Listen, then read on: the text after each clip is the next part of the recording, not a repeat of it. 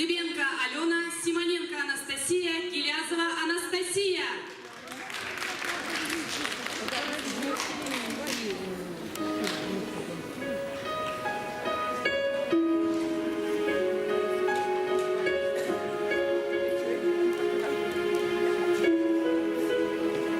Печальный будет эта песня о том, как птицы прилетали, а в них охотники стреляли и убивали птиц небесных, а птицы падали на землю и умирали в час печали, а в них охотники стреляли для развлечения и веселья.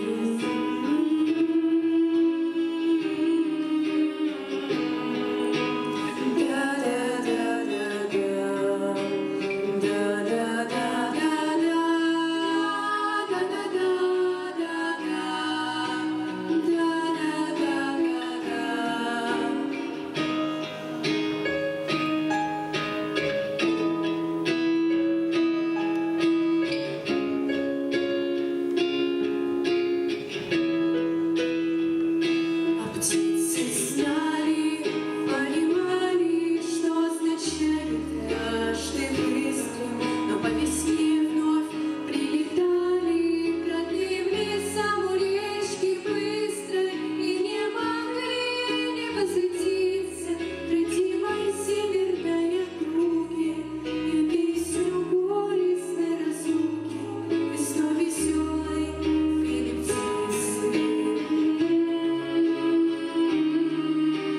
птицы.